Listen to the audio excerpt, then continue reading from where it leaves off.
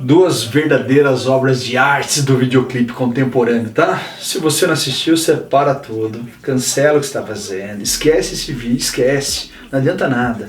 Vai lá, assiste, bota no YouTube, assiste, reassiste, reassiste, porque hoje eu tenho um convidado para lá de especial para fazer parte do canal Beatnices, o professor Jorge, filosofia, sociologia, música, com tradução na faculdade de Oxford. Ele é um dos poucos brasileiros que pode falar com orgulho que tem uma tradução oficial na faculdade de Oxford. Isso é maravilhoso, esse cara é um demônio da cultura e ele está aqui hoje para fazer parte de uma discussão e apresentar através desses dois clipes particularidades do racismo norte-americano, particularidades do racismo nacional brasileiro, de que maneira eles se confluem, de que maneira eles se divergem e, portanto, meu querido, você não vai perder essa, mas para não perder essa, você tem que assistir o clipe, você tem que ir lá ver This Is America do Gambino e tem que ver junho de 94 do Djonga, esse maravilhoso rapper norte-americano e esse maravilhoso rapper brasileiro mineiro. Vem pro vídeo, isso aí.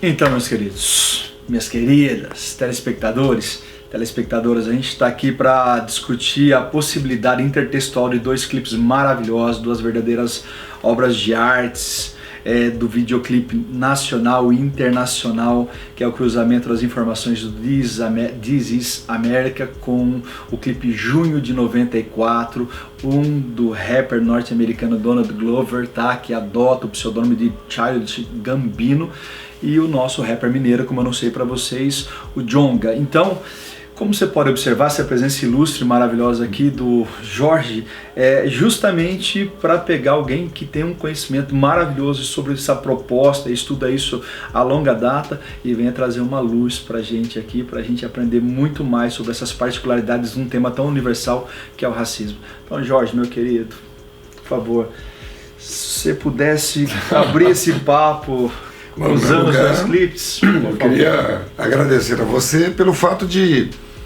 primeiro colocar o teu amigo no Enrascada, que é interpretar duas grandes obras de arte incrivelmente contemporâneas, e nós sabemos que a contemporaneidade trouxe símbolos e signos que são muito difíceis às vezes de interpretar devido à quantidade de interpretações possíveis que o próprio símbolo contemporâneo acaba sendo dotado dos diversos significados que a gente pode dar. Eu acho que o primeiro clipe é muito significativo, que dá pra gente já dar uma diferenciação entre o que é o racismo norte-americano e o racismo brasileiro. No clipe norte-americano a gente já percebe logo de cara a questão fenotípica, né? O negro norte-americano ele é bem delimitado. O negro norte-americano não é um negro mestiço, o negro norte-americano não é um negro que foi misturado ou miscigenado. O negro norte-americano tem uma cultura própria, que é de certa forma separada de uma cultura que a gente aprendeu dentro da academia de classificá-la como WASP, né, White, Anglo-Saxão, Protestante, e que essa diferenciação fenotípica se reflete no videoclipe. Então, no videoclipe, a figura do negro é uma figura representada por um negro que está fazendo uma crítica a um tipo de negro que teria negado a sua própria negritude, o que torna o negócio extremamente complexo. E ao mesmo tempo no Djonga é também uma mesma temática, só que é uma temática em um negro que atingiu uma posição que não era para ele estar. Ao se tornar modelo, ele é colocado numa situação em que acorda ao estar do pescoço, o coloca numa situação de que a qualquer momento aquilo que ele servia de símbolo positivo pode ser um símbolo negativo. O negro que ascendeu pode ser o negro que vai ficar pendurado, como acontece no final. Então essas duas imagens revelam, na verdade, duas formas de entender o racismo. Uma que é multicultural, norte-americana, sectária, separada, e uma outra que é mestiça, misturada, miscigenada, como é a nossa, e que dá diferenças sociais bastante nítidas. Eu acho que esse seria um ponto interessante para a gente começar a pontuar as diferenças entre um clipe e outro, e até mesmo as suas correspondências de igualdade. Eu acho as correspondências, elas são maravilhosas, né? Conforme você vai assistindo o clipe do Glover, né, do This Is America, né, que é bem claro, eu acho, essa ideia dos Estados Unidos como a América, tá? A América é a terra da liberdade, e esse é um questionamento muito legal que ele faz no clipe, tá? Ao mesmo tempo, esse This Is America é a interpretação que ele faz, tá? De uma América que lentamente, né, vive esse processo separatista, esse apartheid, que é muito delimitado, o white people, black people, né, que determina essa condição de fenotipo, tá, de uma sociedade brasileira que obviamente vai pela miscigenação, e que essa miscigenação dilui muito essa ideia do fenotipo, mas não diminui o racismo. E a ideia da corda no pescoço do Djonga, né, que indica tanto na mesa que ele tá, na mesa pobre, tá, da família negra pobre, que ele tá com a corda no pescoço, quanto da mesa da família rica, que ele tá com a corda no pescoço, é que independente da localização social, ele está sempre por um fio. Ele está sempre por um fio. E no clipe do This Is America você vai ter uma coisa muito legal, que é um cantor que representa ali os anos 20, 30, sim, tá? De blues, que representa uma cultura afro que se estabelece e que representaria de uma certa maneira uma liberdade ou uma capacidade criativa do negro, e que quando essa música, né, tocada, acompanhada por uma espécie de cantoria que remete você a uma cantoria absolutamente afro, né, dessa cultura norte-americana, você vê um personagem que parece estar envolvido por essa música, parece estar envolvido por esse som, parece estar curtindo isso. Então o clipe sugere uma coisa tão leve, tão gostosa, né? E de repente esse personagem vem fazendo gestos, um gesto que é super analisado quando ele ergue o olho assim, que representa, como a gente já falou na introdução, um personagem norte-americano ali que era um negro que tinha preconceito contra o negro, né, porque ele se sentia branco, tá? Apesar de ele ter, como diria assim, algumas análises, ter feito um exame de DNA para comprovar e 102% dele era negro, mas ele não admitia isso, tá? Esse personagem ele foi muito utilizado aos fãs do Tarantino, assim, lá no filme do Quentin Tarantino, pelo maravilhoso Samuel L. Jackson, né? Quando você tem, né, naquele papel ali que ele faz, assim, né, de uma espécie de feitor de um servo, de um vassalo, do papel do personagem do Leonardo DiCaprio e tudo mais assim, que é o dono da fazenda, você vê claramente que ele é um cara que fica fazendo esse fenotipo assim do olho largo assim, para representar mais uma vez a caricatura do negro que foi tão domesticado ao longo do tempo, que só consegue pensar como branco, ou só consegue pensar a favor dos brancos, tendo preconceito contra o próprio negro, tá? E aí conforme ele vem andando, né, que ele vem nesse desenho, que ele faz esse olho, que já indica uma coisa, para quem conhece, por isso que eu falo, é uma particularidade norte-americana. Aqui no Brasil raramente a gente teria uma referência sobre isso, se alguém não indicasse para você. Não faz parte da nossa cultura ter um personagem tão simbólico assim. E esse personagem, explorado pelo Tarantino, no Django Livre, que quem não assistiu tem que assistir esse filme, aliás tem que assistir Quentin Tarantino completo, tudo, né? Necessariamente conhecer esse gibi norte-americano, esse personagem, legal, maravilhoso, talvez a partir do clipe você tenha uma curiosidade por isso, mas isso é uma referência histórica. Lá no século XIX, um dos livros de mais sucesso nos Estados Unidos foi um livro chamado A Cabana do Pai Tomás, que justamente representava a história de um escravo que ele viveu tão, vamos dizer assim, escravizado, tão domesticado, que chegou no momento que ele já não conseguia mais pensar a partir do ponto de vista do homem negro que ele era. Ele pensava como branco, ele tinha preconceito. Então isso é uma longa tradição norte-americana, tá? É uma coisa assim que é enraizada desde dessa guerra da secessão. A guerra da secessão, separatista e tudo mais entre norte e sul, a 13ª emenda, aquela coisa toda assim. E que ele vai criando então estereótipos que remetem a você ao longo da história, e negros que passaram a ter preconceito contra a própria negritude, vamos dizer assim. Tanto que na hora que ele vem dançando, ele se aproxima, você vai observar que ele tira um revólver, tá nas costas dele, e que ele estava de costas para você o tempo inteiro, em que você não viu. Aliás, quando o cantor surge para começar a tocar o seu som, você não vê atrás do pedestal, da pilastra, o que vira uma metáfora maravilhosa sobre como de repente o racismo tá de tal maneira tão disfarçado que a gente não consegue enxergar esse racismo até que ele se realize. E tirar essa arma claramente em que ele vai dar um tiro matando o cantor, e você vai observar que nesse momento ele não está mais com violão, ele está com um capuz como se fosse um refém, é a corda no pescoço, você é refém de uma situação social o tempo inteiro, vamos dizer assim, tá? Então ele deixa de ser para ser todos os negros refém de uma condição social e refém de uma condição que eu diria que é muito terrível, que é o preconceito do negro, o próprio negro, que você vai reparar que ele vai silenciar aquele cantor com tiro.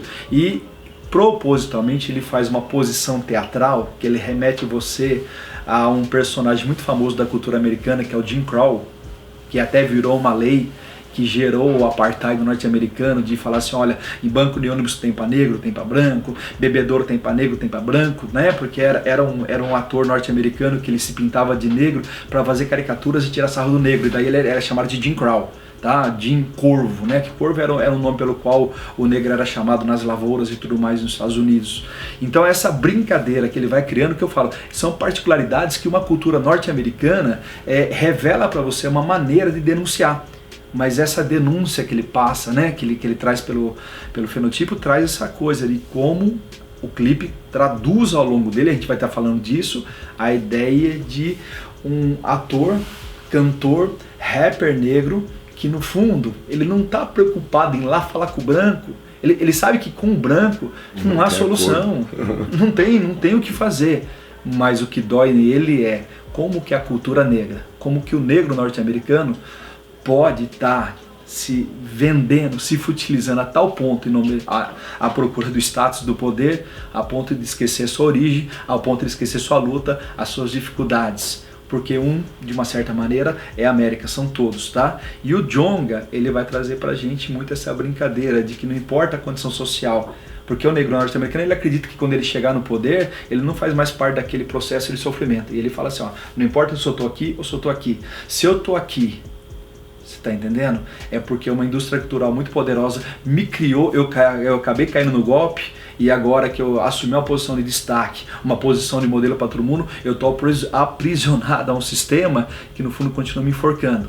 E essa forca determina pra gente muito de um jeito particular de ver a condição do racismo no Brasil, que é o que eu falo. Apesar, após essa pequena explanaçãozinha que a gente vai estar explorando assim, o Jorge vai tentar trazer aqui nessas metáforas que a gente está dialogando, como que a gente pode ir enxergando, Jorge, então a construção desse caminho norte-americano e desse caminho brasileiro por uma coisa que é universal, o racismo. Você já deu um monte de dicas aqui que a gente tem que prestar atenção. Me chamou a atenção para duas coisas. Primeiro, né, a ideia do legislador, que também era um ator, o Crow, que acaba fazendo uma caricatura de negro, né, sob o ponto de vista negativo.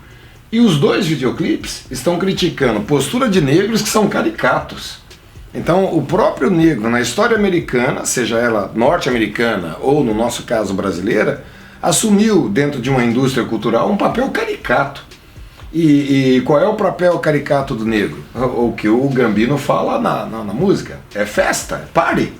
Né? O papel do negro, o negro chegou para animar, que no caso é o samba, a capoeira, a ginga, o carnaval, e nos Estados Unidos é o blues, o funk, tal, que vem para fazer a festa. E essa festa fica de primeiro plano, né, o primeiro plano que esconde num segundo plano o que de fato está acontecendo com o negro que não está na visibilidade. Então, se a gente pegar a metáfora do Crow, os negros foram pintados de negros para fazer o papel de alegrar uma sociedade que usa esse negro para esconder, fazer uma cortina de fumaça para aquilo que a própria sociedade está fazendo com os outros negros que não estão em papel de destaque. E aí, nesse sentido, a crítica do artista será que esses artistas negros que estão fazendo esse papel e ganhando dinheiro, que é o que o Djonga fala, olha a arapuca que eu caí, eu que libertei tanta gente, não consigo dar um sorriso? Então, ele está refletindo ao mesmo tempo o papel que ele está fazendo. O meu papel qual é? É de divertir enquanto a própria sociedade está aproveitando o meu divertimento para esconder outras coisas das quais eu deveria estar falando. Então, talvez esse paradoxo do papel do negro como diversão para esconder ao mesmo tempo algo que é feito com os demais negros, seja as duas denúncias incomuns que há nos dois clipes. Ou seja, os dois clipes estão cobrando de uma determinada classe artística que é negra, que é usada como cereja de bolo numa festa da qual os negros não participam. Só participam aqueles que são os artistas da própria indústria cultural. Daí a corda no pescoço, daí talvez a arma na mão do Gambino, que acaba matando, se você reparar no clipe, o Gambino mata só negros no filme. Não há nenhum branco morto pelo Gambino. E no caso do artista brasileiro, a própria corda no pescoço do negro. O próprio negro botou a corda no pescoço na medida em que ele aceitou as regras da indústria cultural para servir de cortina de fumaça para algo que está acontecendo. Então são duas reflexões possíveis de serem feitas.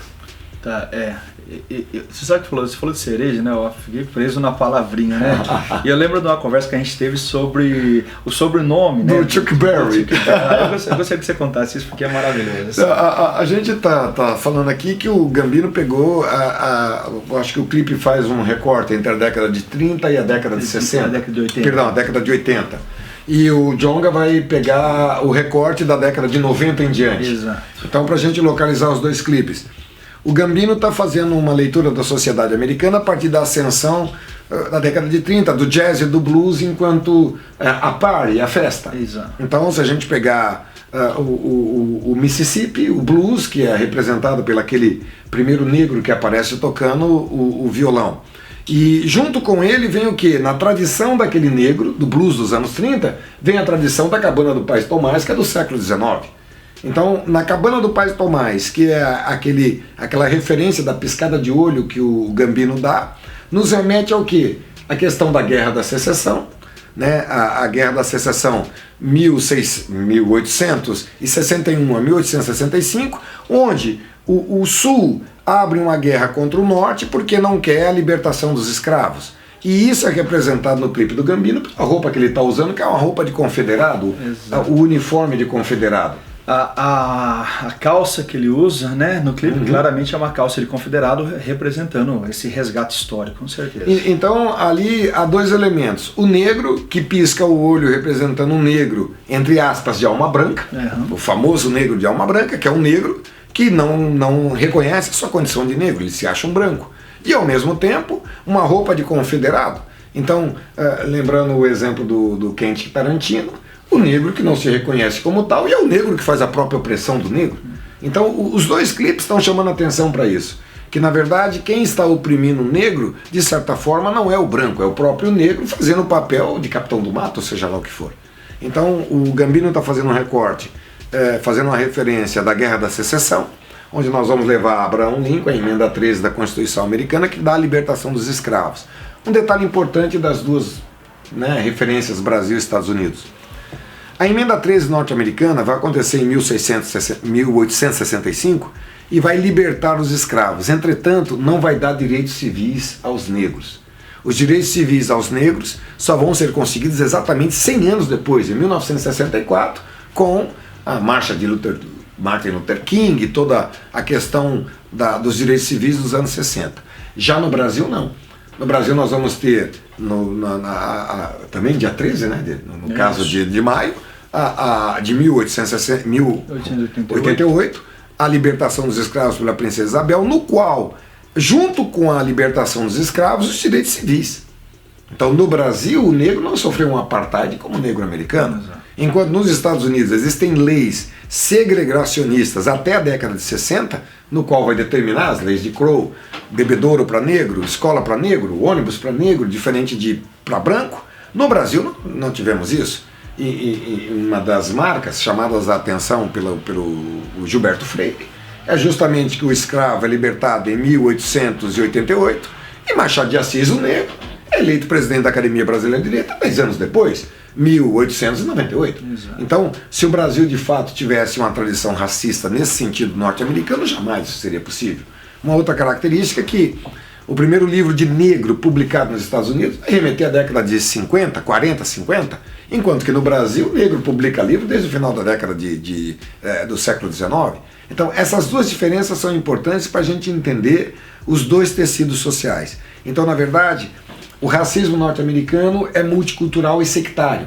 Negro não se mistura. Enquanto no Brasil o racismo ele é no sentido especificamente ligado ao fenótipo negro. Então, na verdade, a gente coloca nas características do negro uma característica que inferioriza, e aí ele passa a ser usado independente da pessoa ser negra ou não. Então há uma posição determinada ao negro na sociedade brasileira que não é necessariamente uma pessoa que tem a pele preta. É um papel de negro numa sociedade a ponto da gente achar que o negro poderia assumir um papel de branco mesmo sendo negro, ou ao contrário, ele sendo negro jamais ele poderia assumir um papel de branco, justamente porque ele faz serviço de preto. E se ele não fizer na saída, ele vai fazer na entrada, ou se não, ao contrário, né? Se ele não fizer na entrada, vai fazer na saída, que o Donga remete isso magistralmente no seu vídeo. Eu vou falar assim, vou dormir cedo que amanhã é dia de branco. Amanhã é dia de branco? Por exemplo, tá? É o branco trabalho, o negro vai para o escravo? Exato, isso aí a gente poderia levantar um outro caminho maravilhoso também, que é lamentável ter que discutir isso, né? Mas assim, o senhor está me fugindo da resposta, não, da historinha do Chuck Berry. É verdade, a historinha do Chuck Berry, né? O Beat está querendo que eu conte porque a gente estava antes do clipe falando que na década de 50, que é onde a gente ia chegar, a gente tem o rock and roll como sendo uma expressão da cultura negra, que vai ser colocar o negro numa certa ascensão. E o primeiro que chama a ascensão do negro nessa parte é o Chuck Berry. E o sufixo berry em inglês está ligado a frutas que são feitas para chupar, né? Strawberry, né? Que você colocar e chupar. Então, imagine, Chuck Berry é um negão para ser chupado. Então imagine isso dentro de uma cultura americana. E aí ele coloca a guitarra como um personagem feminino, no qual a gente também estava falando das expressões rock and roll e Rolling Stones. Exato. Na Inglaterra a expressão Rolling Stone, que significa vagabundo, associada aos marinheiros, que de porto em porto vão abandonando as meninas grávidas. E essa expressão, quando chega nos Estados Unidos, é transformada de Rolling Stones para rock and roll. Então o rocker seria aquele negão que tocava a guitarra com melodias e músicas de cunho sexual, de duplo sentido, um parênteses muito parecido com a música nordestina, o baião, que tem duplo sentido. Exato. E o Luiz Gonzaga trabalha muito essa ideia do sexo dentro da música, talco no salão, né? A dança do cossaco dentro e cossaco fora, que nos Estados Unidos, quem pegou essa fama foi o próprio rock. Então as músicas do rocker, do roqueiro, eram músicas para ganhar a menina. O cara transava com a menina, terminava a colheita e ele ia embora. Então nenhuma mãe queria que a filha namorasse um roqueiro. Então quando o rock entra dentro da estrutura da cultura norte-americana, ele entra como uma representação de dois negros. O Chuck Berry, o negão bom para chupar, e o Ricardinho, que é o Little Richard. Ricardinho. Os dois entram e começam a colocar dentro da música uma miscigenação que nos Estados Unidos não seria possível. Então, quando você via os shows de Chuck Berry ou de Little Richard, pela primeira vez a televisão televisionava brancos dançando música de negro com negros, o que fez acender o alerta da sociedade americana. Então, logo depois vem dois brancos pro rock and roll. É isso que eu ia falar, porque é engraçado, né? A hora que você começa a ter ascensão, você começa a ter a mistura possível, né? Que a música e a arte promove. Você vai ver que talvez os homens do poder se preocupam demais com essa possibilidade ou conservadorismo da minha filha, né? Aí entra o machismo. Sim, entra o machismo também. Talvez o meu menino lá dançando. Mas aí, enquanto é de negro, fica fácil para mim dizer, se é música de negro, você não vai lá. Mas aí quando entra Elvis Presley e Jerry Lee Lewis, que são dois brancos, o rock and roll perde a etnia negra. Ele é multicultural. E aí não é mais o negro que é o perigoso, é o próprio rock. Então, é muito sintomático. Nós temos 4 roqueiros, todos eles parados para comer as meninas. Chuck Berry, Little Richard, Elvis Presley e Jerry Lee Lewis. E aí, ao mesmo tempo, o que é que o establishment faz? Chuck Berry é preso na fronteira com 2 brancas no carro. Aí inventam a lei, negro não pode atravessar a fronteira com branco, prendem ele. Little Richard dá uma prensa tão grande no negão que ele abandona a carreira e vira pastor protestante. Elvis Presley vai para o exército. E Jerry Lee Lewis tem a carreira encerrada porque é acusado de pedofilia porque casou com a prima de 13 anos. Então, ao mesmo tempo, no mesmo ano, saem de cena os 4 roqueiros parados e entram em cena os 4 rapazes de Liverpool. Jorge, João, Ringo e Paulo. Né? Exato. E aí, enquanto o Chuck Berry queria comer a menina, o Paul só quer pegar na mão. I wanna run the wind. não quero fazer mais nada além disso. Ou então, obladi obladá, seja lá o que isso signifique. Né? Então, é muito sintomático a mudança. Saem os negros tarados e entram os brancos bonitinhos, vestidos a caráter, terno e gravata. E aí, claramente, você vê o poder da indústria cultural de fazer a permanência do status quo, do establishment, né, que você vai ver que, de uma certa maneira, acompanhando os clipes que a gente está propondo, principalmente o This is America, nesse caso, que é uma cultura muito norte-americana, é o que ele vai mostrando ao longo do tempo, né, de como, de repente, você vai permitindo, entre aspas, ao negro uma espécie de ascensão, sim. Desde que ele se encaixe dentro de um comportamento dele não esquecer que ele é negro ou de aquilo que ainda fortaleça mais a cultura branca, a tal ponto que a gente fala, né, de vários personagens que vão ao longo da história se embranquecendo para ser mais aceito ainda pela cultura norte-americana. E podemos fazer até um outro contraponto, porque com o nome do Djonga. O Djonga me lembra Donga, um grande violinista negro. Exato. E aí você tem também no Brasil uma mudança étnica com o samba. Nós temos o samba negro até a década de 50 e de repente me surge a brancura carioca representada por João Gilberto, Chico Buarque e o grande maestro Tom Jobim, que se apropria do samba e dá um caráter de bossa nova ao samba, transformando aquilo que seria do morro carioca nitidamente uma expressão da negritude, uma expressão da Zona Sul carioca, que acaba tomando o mundo. Então, o que chega no Carnegie Hall em Nova York não é mais a música do negro. Exato. É uma música de negro travestida de bossa nova, que é a música de branco. E com duas músicas, né? Porque a bossa nova é duas músicas de origem afro, né, que a gente tem, que as melodias do jazz, sim, né? Sim. Que melhoram de repente a simplicidade do samba, entre aspas. Perfeito. Então você tem duas apropriações, mas que fazem sucesso mundial a partir do momento que ela embranquece também, que é muito significativo. E significativo no mesmo período. É o mesmo período que o João Gilberto está indo no Carnegie Hall, é o mesmo período que os Beatles estão assumindo o lugar dos negros norte-americanos. Então é muito sintomático quando você percebe que é uma questão etnocêntrica presente na questão tanto da música quanto das artes, que tanto o Gambino quanto o Djonga estão chamando atenção hoje para isso. Ou seja, o que eles estão tentando lembrar, olha, há um processo histórico na América, por isso que isso é a América, de uma apropriação de uma cultura que é negada para os próprios criadores da cultura. E aqui no Brasil do mesmo jeito, quando o Djonga diz que a ascensão do negro, sob o ponto de vista cultural, vem com um peso, ele está sempre com a corda no pescoço, porque a qualquer momento ele pode ser retirado e o compromisso acaba. No clipe, né, do This is America, o Jorge ele anunciou no comecinho, isso é muito evidente, você tem toda uma cena de festa que toma o primeiro plano da filmagem, mas você tem uma quantidade gigantesca de imagens e mensagens subliminares que vão passando ao fundo, como se de repente essa festa, né, fosse uma criação simbólica para você entender como se aliena, na verdade, para que as pessoas enxerguem o que realmente está acontecendo. Como, por exemplo, se você pegar o videoclipe e assistir, você vai observar que em 3 momentos aparece o carro da polícia. E em 3 momentos desse carro da polícia não tem policial. Como se fosse assim, ó, na hora que acontece alguma coisa com o negro, então você vê que a força pública está sempre ausente. Sim, a ausência do Estado total quando se trata do negro. A ausência do Estado.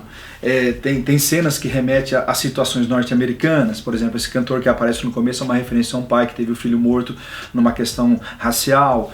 Tem uma cena bem no meio assim que aparece um grupo de 9 cantores numa igreja, né, a capela gospel assim que eles estão cantando, e mais uma vez o personagem, o protagonista do clipe, ele entra dançando como se ele tivesse feito a música, até que ele ganha uma AK-47 e fuzila todo mundo. Isso é uma referência a uma coisa que tinha acontecido há algum tempo atrás, de um rapaz branco lá e que entrou numa igreja que lutava por direitos civis dos negros e fuzilou todo mundo lá com um discurso assim absolutamente eugenista, branco, caucasiano, aquela coisa toda.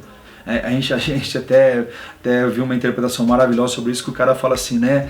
O rapaz foi julgado e ganhou pena de morte, né? Realmente ele vai poder pregar, eu vou pegar a ironia, né? Ele vai poder continuar pregando disso lá no colo do diabo agora, vamos dizer assim. Então, de uma certa maneira, ele faz uma referência a uma cultura muito contemporânea, mas resgatando um histórico desde a Guerra da Secessão, para você entender a construção do racismo norte-americano. Mas assim, sempre lembrando, tá? Levando você a uma percepção de como, de repente, essa imagem inicial leva, né, principalmente a uma distração da realidade. E como muito negro hoje está sendo distraído da realidade, daquilo que acontece com a maioria dos negros, que está no plano de fundo lá, ausência do Estado, violência, estado caótico, assim, pobreza, miséria, a tal ponto assim que possivelmente muita gente passa por esse videoclipe e não vai ver o suicídio que acontece.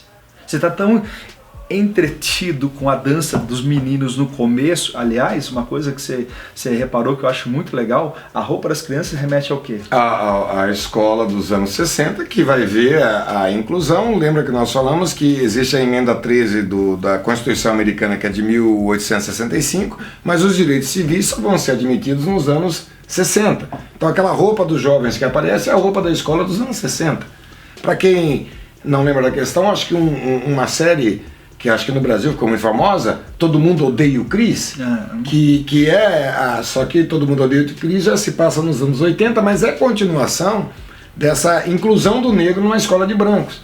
Então o Chris, do filme, estuda na escola Tartaglia, que é uma escola de brancos, e os dois discriminados da escola que são amigos, que é o negro e o judeu. O amigo do negro é o judeu. Então, as características da sociedade americana, que é aquele que não for o WASP, White, Anglo-Saxão, Protestante, o negro, o judeu, hoje o árabe, o índio, são discriminados em função de uma sociedade que é branca. Então há também ali no clipe a interpretação da relação com a arma, no qual uma sociedade norte-americana que defende valores como a autodefesa, e é um valor WASP, a autodefesa é um valor WASP, a arma para a autodefesa é um valor do branco, na autodefesa, que era defendida inclusive na Guerra da Secessão, e aí a arma entra como um componente que é mais importante que a própria vida, né? Que a gente comentou o fato de a arma ser tratada num tecido de seda logo após ser usada e o corpo ser arrastado como se não tivesse nenhuma importância. Exato. Nas duas situações que a arma é usada, ela é recolhida como se ela fosse uma joia, como se estivesse recolhendo uma coisa assim de muito valor. Enquanto que as vítimas, principalmente no primeiro assassinato, ela é arrastada, sobrando um rastro de sangue assim, como se fosse um objeto que tem que ser tirado logo para não sujar o ambiente e tudo mais. Então, claro. Ou seja, o negro é um instrumento de duas maneiras. Instrumento de uma indústria cultural, porque é a sua música que faz o entretenimento enquanto atrás está acontecendo tudo e ninguém percebe. E ao mesmo tempo ele é instrumento da violência, no caso que é ele que está portando a arma que comete os assassinatos da sociedade. Exato. Então os dois momentos são importantes para a gente estabelecer. Os clipes estão chamando a atenção de negros falando para negro: amigo, olha o papel que você está fazendo na sociedade. Você que está sendo um instrumento desse troço todo. Ou um instrumento com a arma na mão, ou um instrumento com a música na mão. Que é principalmente o Gambino está chamando a atenção. Se bem que o Djonga também fala, porque ele é um negro com um instrumento na mão, que é a própria música. Exato. Ainda no clipe, né, nessas referências norte-americanas de violência, de problemas raciais contemporâneos, tem uma cena também, conforme você vai assistindo assim, que ele continua, você vai ver que tem 4 alunos atrás dele dançando, ele sempre olha para trás para imitar os passos como se ele estivesse seguindo, né? É quase uma apropriação, vamos dizer assim, né?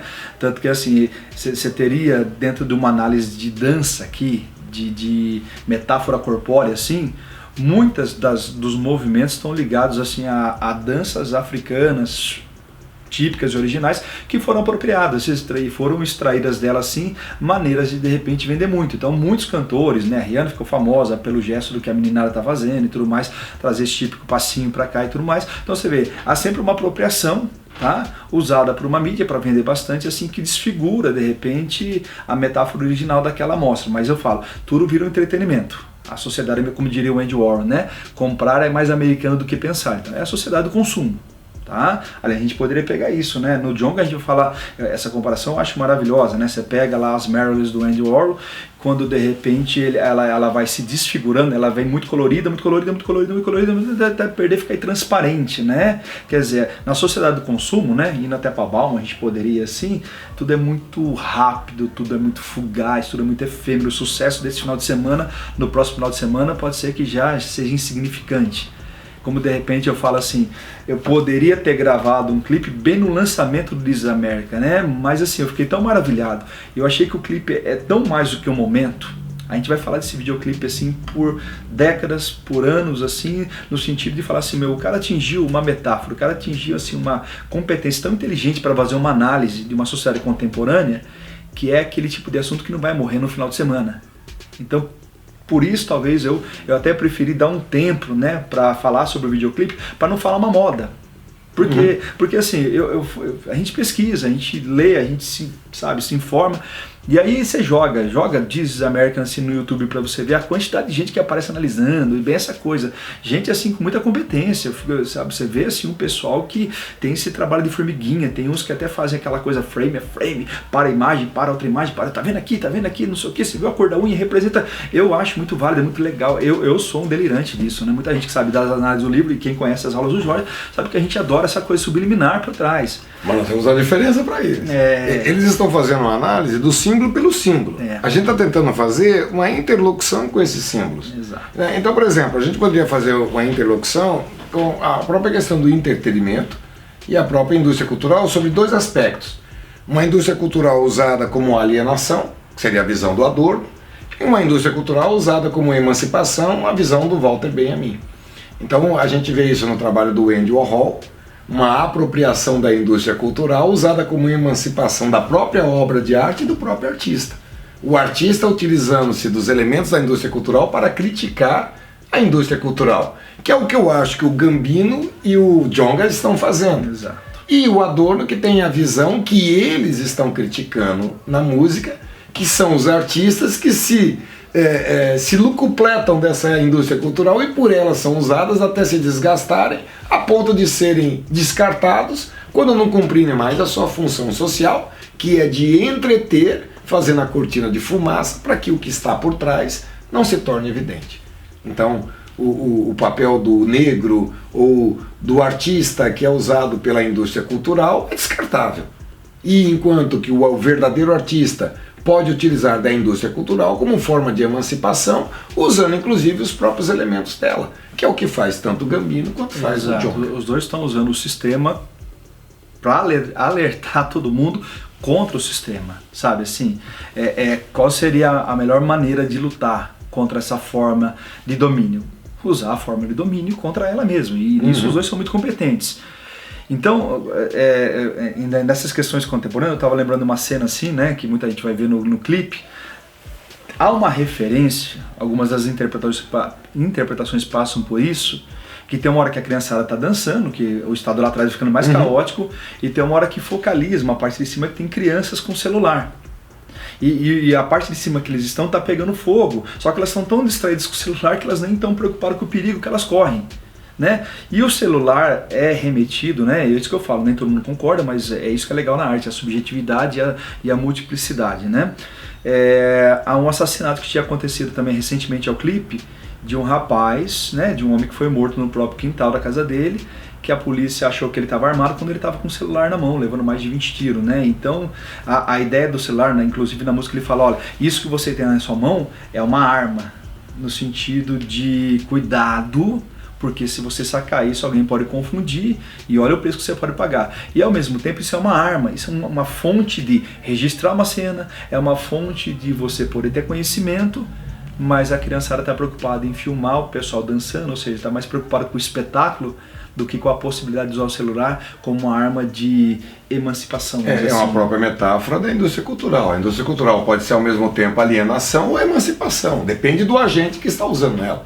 Então o celular, ao mesmo tempo que pode me alienar de uma realidade, ele pode fazer com que eu revele a realidade ao gravar e postar. Exato. Então as duas formas, ou seja, a alienação não está exatamente no instrumento, a alienação está na atitude do sujeito.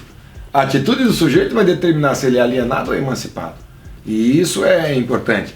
No caso dos dois racismos, a gente também poderia fazer uma referência, sob o ponto de vista sociológico, que o racismo norte-americano é etnocêntrico e o racismo brasileiro é relativista. Então, o que eu estou querendo dizer com isso? No americano, o etnocentrismo determina que há uma cultura superior que determina as demais sob o ponto de vista hierárquico. Ou seja, nos Estados Unidos, o negro, para atingir em ascensão, ele tem que se tornar branco. Daí as metáforas de Michael Jackson, as metáforas da própria Beyoncé, que coloca, mesmo dentro da sua negritude corporal, elementos do branco, alisar o cabelo, mechas loiras, etc. Enquanto que no Brasil é um relativismo cultural. Dependendo como for, você relativiza o papel do negro ou do branco, onde você pode inclusive achar que o branco está fazendo um papel de preto, no sentido pejorativo. Então o relativismo cultural no Brasil coloca a questão do racismo não exatamente na cor da pele, mas numa condição que é associada à condição do negro, que pode ser colocada em qualquer outro elemento, mesmo que ele não seja negro. Quando você diz para um branco, você está fazendo serviço de preto. Sim. Então nesse sentido é uma condição comportamental associada a uma etnia, enquanto nos Estados Unidos é etnia pela etnia no sentido etnocêntrico. Você é negro e não adianta que você pintar o cabelo de louro que você vai ser sempre negro. Exato. Não?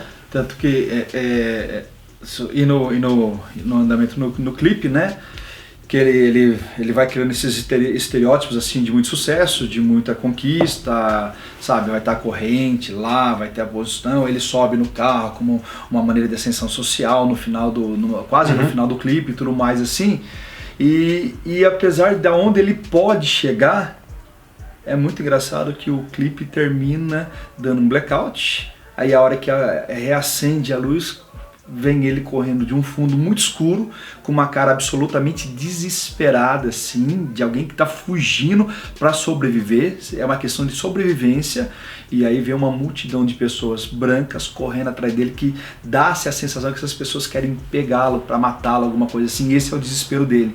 E é quase como se ficasse assim, não importa aonde você vai chegar, você não Exatamente. Vai deixar de ser negro, não tem o que fazer contra isso, tá? Então repara que a questão etnocêntrica determina o local. Né? Determina o local. Você é negro, não importa, você chegou no poder, não sei o que, ou você embranquece, ou você continua sendo negro, e parece uma daquelas fugas de senzala antiga, um monte de capitão do mato correndo atrás do escravo para puni-lo, para chicoteá-lo. Inclusive uma das palavras mais usadas durante a música é a palavra wiping, né? Que está ligada a várias metáforas, entre elas do chicoteamento, né? E que traduz muito essa ligação com a escravidão. Enquanto que o Djonga, né, quando você vai acompanhando o clipe dele, que aí vão tendo metáforas assim, que eu diria muito sutis, tá? Uma das que vocês vão observar, que é maravilhosa, mas assim, é muito, eu falo assim, você tem que ter um olho muito vivo para captá-la, é que enquanto aparece a mesa da família negra, tá? Primeiro vamos lá, você tem uma estrutura social, que você tem o marido, você tem a esposa, você tem 3 filhos. Quando você vai lá na família branca, você vai ter o marido, a esposa e um filho. Daí você já começa a observar, tá? Como a prole, né? Sim, a prole, proletariado. A prole é maior de quem é pobre. Exato. Mas nessa sutileza que você vai observar as duas famílias, né? Numa lá com um saco de papel bem de padaria assim, com pouco pão para todo mundo. Tem uma cena maravilhosa que ele tenta alcançar o saco de pão, mas a corda no pescoço não deixa. Quando ele tenta alcançar, a corda aperta. Então a comida é difícil naquela situação social, todo mundo tomando bingada, a gente tá até brincando, né? Aquela coisa de mergulhar o pão no café, né? O símbolo clássico da pobreza, né? O pão mergulhado no café com leite é o símbolo máximo do café da manhã do pobre. Exato. E aí quando você vai nessa família, por favor, observe que o chefe da família que está na mesa é o mesmo que vai estar de garçom, de empregado ali, de mordomo da família branca. Da família branca. Tá? Talvez ele acordou mais cedo para tomar café com a família dele, para correr, para poder servir o café da família branca. Então fica bem evidente. Como ali na casa dele, ele tem uma cara muito fechada. Parece que a realidade o amarga o tempo inteiro. E até uma realidade, porque sabe que daqui a pouco ele vai ter que correr para assistir um café da manhã com tanto requinte, tanta fartura, que ele não consegue colocar na mesa dele. e que lá ele vai ter que sorrir, fazer um estereótipo para agradar aquela família, para manutenção do emprego, para poder comprar o ralo pão que ele serve para a família dele no dia seguinte. Então, e o detalhe é que o Djonga estando nas duas mesas, também é como se ele fosse invisível na outra mesa. Ele está presente na mesa do rico, porque ele é um negro de sucesso, mas mesmo assim ele é como se fosse invisível. E em algumas cenas me parece até que eles dão a ele umas sobras. É sobra, apesar de ele ser um negro em ascensão, ele é um cantor famoso, ele é rico, mesmo assim, dentro da mesa onde ele participa do banquete, ele é colocado à parte. Ele é colocado à parte. Ele não é o principal. E fala da bandeira, Bit, é importante falar da bandeira. O senhor fala, mas assim, eu estava lembrando, pensando assim, ele na família negra, a família negra também não vê. Sim. Dá uma sensação, às vezes, que seria mais ou menos assim, ó, eu tô aqui para ilustrar vocês, com a minha música que denuncia, só que ela não vai chegar nessa condição, é como se o pobre não tivesse um acesso à cultura, você entende? Ou se isso não fizesse diferença. Não fizesse diferença. Esse que, pô, eu já tenho uma vida lazarenta, aí vem alguém com uma música que me acorda para essa vida lazarenta, quer dizer... Não, mas eu não quero acordar para essa vida lazarenta. Eu sempre... O Joãozinho 30 falava isso, quem gosta de miséria é intelectual, pobre gosta de luxo. Exato. Então talvez a música que revele a sua miséria não seja interessante para ele. Indo por um outro caminho, por exemplo, assim, você pega livros maravilhosos do Brasil como Vidas Secas, eu sempre discuto isso muito em aula, Morte e Vida Severina, que são inquestionáveis as qualidades desse livro. Repara, geralmente, se eu pegar aquela família do Vidas Secas, Fabiano, Sinha Vitória e companhia, até a Cadelinha Baleia, se eu pegar o Severino Retirante, você tem duas denúncias maravilhosas da miséria, principalmente nordestina.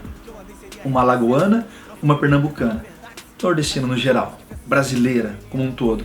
Guarda, quais são as únicas pessoas que jamais terão acesso àquele livro para poder entender a denúncia? Os Severinos e a família Vidas Secas. Sim. Ou seja, eu faço uma denúncia de uma miséria em que o miserável, de uma certa maneira, não tem acesso a essa cultura para entender a localização dele e lutar contra isso.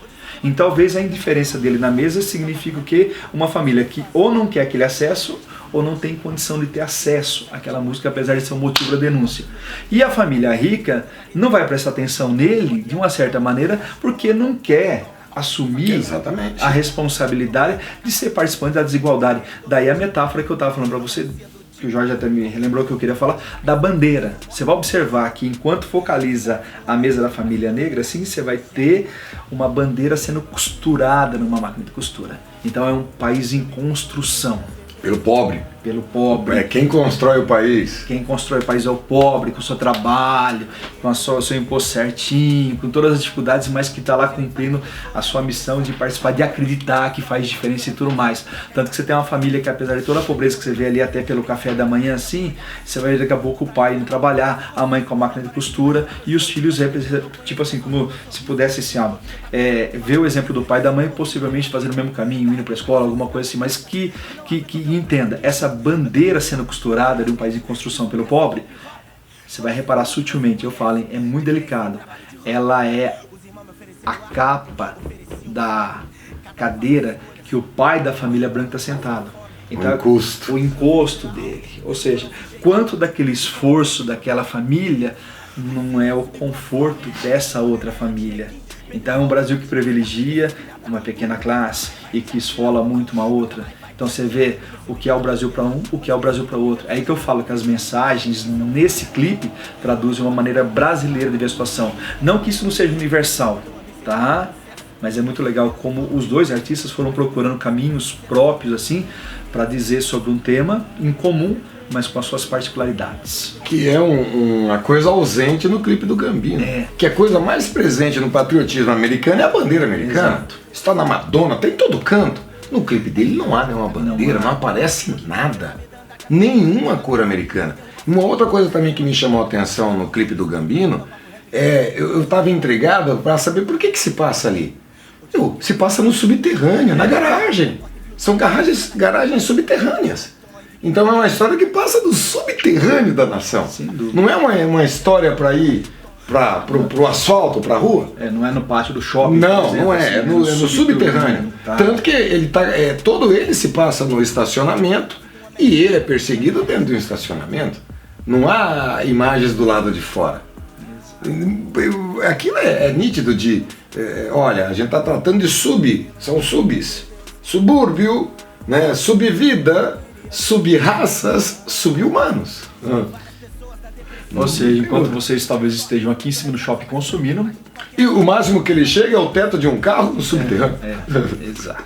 Ou seja, a sua ascensão social também é limitada. Também é limitada por isso.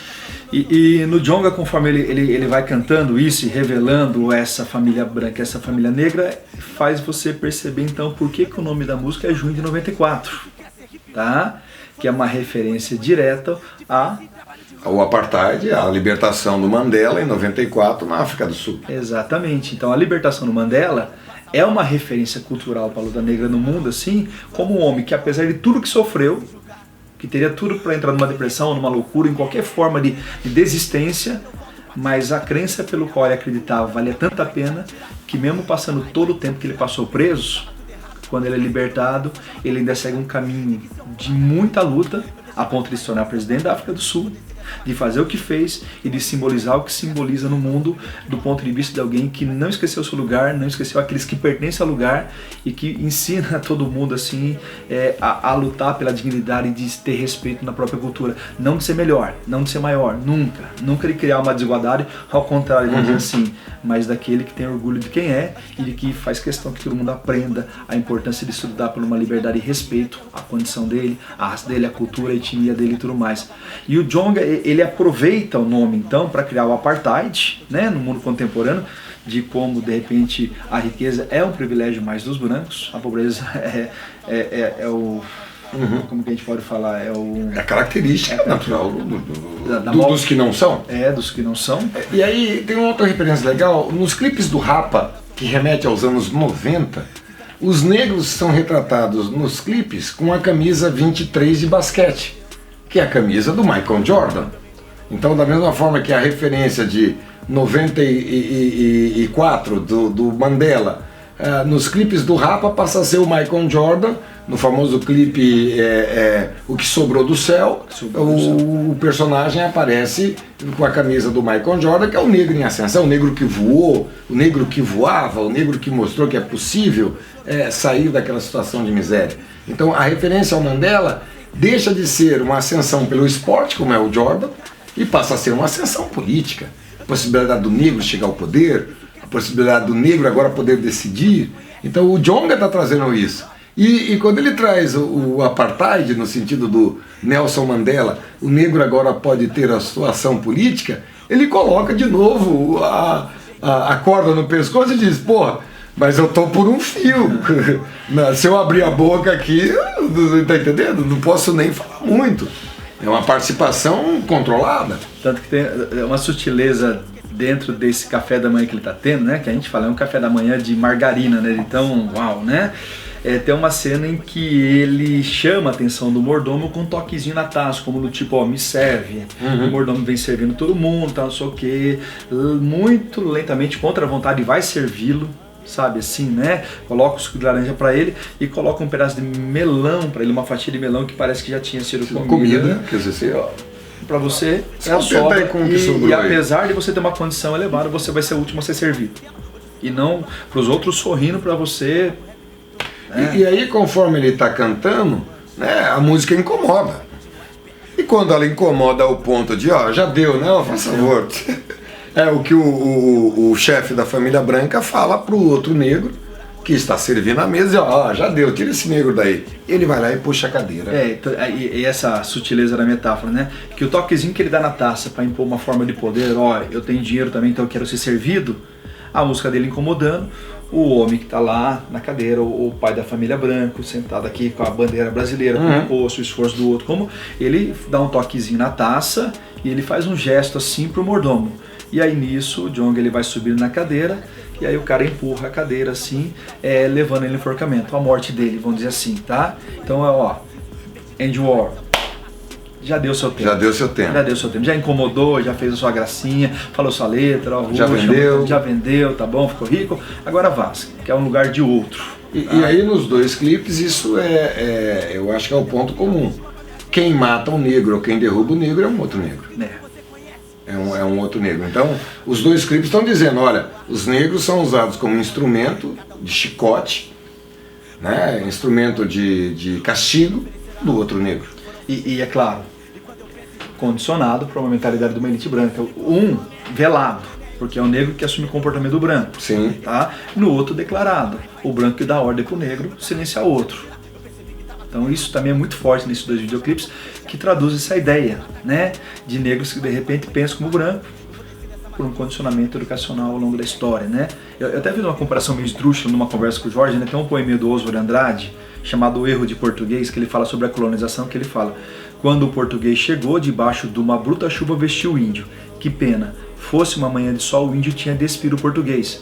Esse vestir é a marca de uma educação que é colocada, que vira uma lavagem cerebral, a tal ponto que chega um dia que você não se reconhece mais como aquilo. Você acha que a cultura do outro realmente é a cultura sábia e é a cultura que vale a pena. Então você passa a defender uma cultura que massacra a sua, a cultura você aliena você. Nos dois clipes fica muito claro essa denúncia contra um tipo de negro que foi, de uma certa maneira, culturado a pensar, a sorrir pro branco, a concordar com o branco e a eliminar o negro que incomoda de repente, porque, primeiro, eu não quero alguém que faça eu abrir o olho para uma realidade do qual talvez eu não tenha condição de abrir o olho. Esses dias a gente estava assistindo, estava com a Gabi, a gente estava assistindo, que é uma outra coisa maravilhosa, vou recomendar, não sei se já viu, uma comediante australiana, ela fez um stand-up chamado Nanette. Não, ainda não vi. Nossa, você vai ter que ser maravilhoso assim.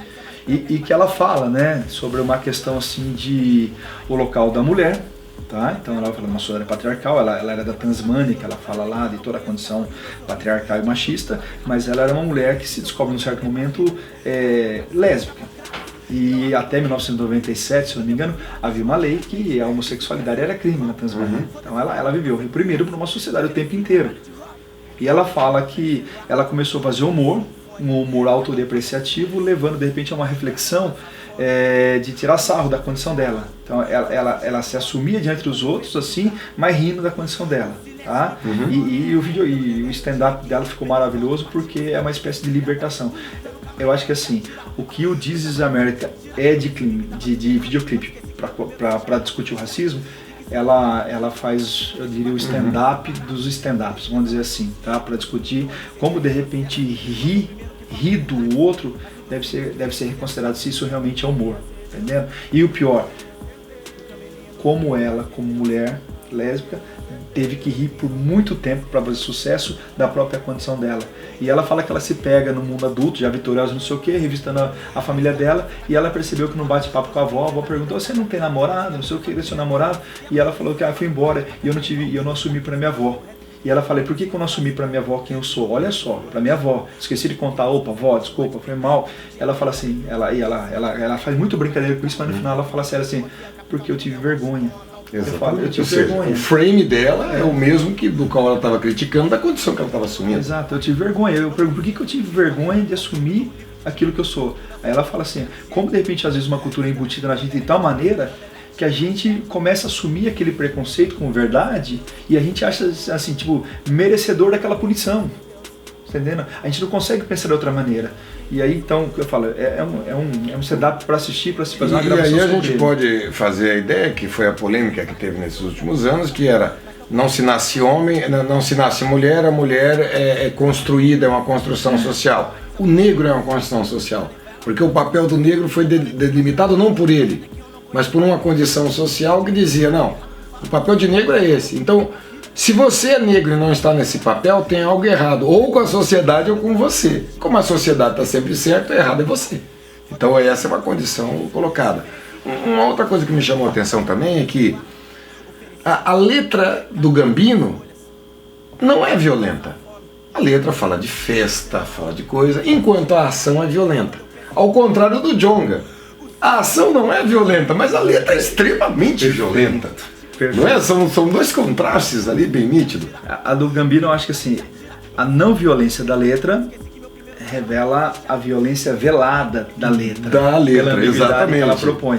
Mas ela literalmente é uma música festiva, dançante. E até eu acho que faz parte da proposta, que é para dizer que por trás da dança as atrocidades estão acontecendo, exato. Caramba. Enquanto a dele são cenas de um café da manhã muito, sabe, com uma letra extremamente violenta. Violenta. Então é bem isso, de um assim, como as aparências mostram uma coisa bonita, quando no fundo ele está ali para revelar por trás daquela aparência a violência. E o outro, de repente, também traz por trás um som e uma aparência inicial todo bonito da coisa, quando de repente, sabe, se revela por trás daquela letra a violência. De uma certa maneira os dois vão, mas eu adorei essa comparação, né? Uma letra maneira, uma violência na cena. A violência na cena. Outra violência na letra e a cena tranquila. Tranquila. E aí, Jorge, para a gente fazer meio que um fecho, um desfecho para tudo isso, para fechar com o clipe e tudo mais assim, no Gambino, quando ele chega à ascensão, em cima do carro, blackout, ele correndo, quer dizer, o lugar do negro ainda, tá? O Djonga, claramente o clipe revela um cara que entra em angústia, porque o clipe é quase uma biografia do cara pobre que fica rico via música e que de uma certa maneira ele chega ao sucesso e ele percebe que ele ficou com a corda no pescoço porque ele ficou prisioneiro daquele sucesso. Tanto que ele fala no começo da música, ele perdeu a base, ele perdeu a referência dele e ele não pode. Por isso a música Junho de 94. Que o Nelson Mandela nos ensine sempre a não perder a base, a nossa referência de quem nós somos. Eu acho que é interessante que no Gambino é a sociedade que eu estava perseguindo. No caso do Djonga, a ideia da corda, apesar de ele remeter a enforcamento, leva muito mais a suicídio que ao que ele reclama. Eu estou fazendo um suicídio com a minha carreira. Exato. Então eu mesmo coloquei a corda no meu pescoço, apesar de ser outro que vai empurrar, mas a corda quem colocou fui eu ao aceitar o esquema da indústria. E olha que legal, lá então a sociedade que julga. E aqui eu e um outro negro ajuda a me enterrar. Tá. Só que o desfecho dos dois clipes são diferentes. Totalmente diferente. E aí, para finalizar, quando vai fechar o clipe do Djonga, o que acontece? Mesma coisa, mesmo blackout. Quando volta, é como se ele enforcado, ele morto, ele fosse para outra condição. E como a música tem um refrão assim, o menino que queria ser Deus, que aí é uma metáfora da busca de poder, né? Que remete àquela música O Rei do Morro. Como Sim, é o Rei da Montanha, Facção Central, outro. A gente precisa fazer um bate-papo sobre o Facção Central. Então aí a hora que ele volta pro clipe para fechar, o que acontece? Eles estão num banheiro muito luxuoso, onde uma modelo plus size, vamos dizer assim, né? Negadora, rótulos e tudo mais, Juju ZL, vamos dizer assim, tá? Ela tá cagando, com a calcinha reada, assim, sentado, não sei o que, lendo uma revista de moda. E ele chega para usar o banheiro, ela tá, e ele fica esperando a vez dele. E duas metáforas são muito aplicáveis aí. De uma mulher que sai de todos os padrões possíveis imaginários da moda, tanto que ela tá lendo uma revista de moda, sugerindo a ideia de: quer saber de uma coisa, meu querido? Eu cheguei até o poder, vocês podem empurrar meu banquinho, vocês podem me colocar, mas guarda uma coisa, tá? Nelson Mandela, não vou perder minha referência, então eu tô cagando pra opinião de vocês, tô cagando pra moda de vocês, tá? E ele, de uma certa maneira, tá ali compactuando com ela essa coisa, pronto, de repente, ajudar em qualquer situação, inclusive passar o papel higiênico, né? Porque dentro de um estereótipo de casal burguês, é o fim do romantismo, né? Você acompanhar uma cena dessa, né? Tá? E ao mesmo tempo, o que acontece? Você tem uma proposta muito irônica de uma pessoa que está no trono. O menino queria ser Deus. Será que ele chegou lá e encontrou Deus? E ele fica ao lado direito de Deus. Né? Ao lado direito de Deus. Lembrando que a metáfora seria um Deus no sentido personagem feminino. Deus é feminino. E ele está ao lado direito de Deus. Então ele está desfrutando do paraíso com Deus, porque ele tinha acabado de morrer, lembra? Ele tinha acabado de morrer lá embaixo.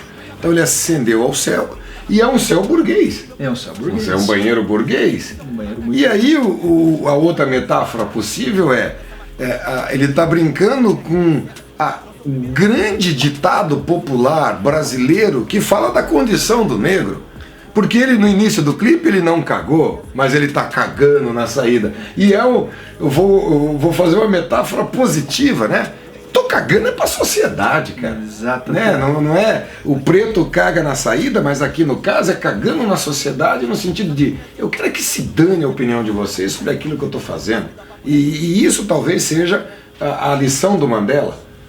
Me prenderam, que se foda, tô cagando para vocês. Me colocaram aqui e apagar minha voz, tô cagando para vocês, porque eu saí daqui, fui presidente, tá vendo como eu caguei para vocês? Então eu acho que um pouco a metáfora tá ligada a isso aí. É uma releitura, uma ressignificação de um ditado que diria qual seria a condição do negro se ele aceitasse aquilo. Como ele não aceita, a metáfora se inverte. Ao invés de eu estar fazendo isso porque você está dizendo, sou eu que estou fazendo com o que eu quero com você. Aí a coisa Que ele brinca com a letra, né? Que ele fala, ó, isso aí tinha que ser coisa de preto, né? Ele fala, e eu vou dar outro significado pra frase. Exatamente. Olha, essa coisa tinha que ser coisa de preto, essa coisa de qualidade. Então, meus queridos, é isso que a gente queria passar, uma ideia. Isso é um papo curtinho que eu e o Jorge aqui, a gente costuma bater nos intervalos das aulas para passar para você. E a gente trombou nesses 2 videoclipes, achamos maravilhosos. Eu pedi a colaboração dele, ele com o maior prazer veio aqui e me atendeu.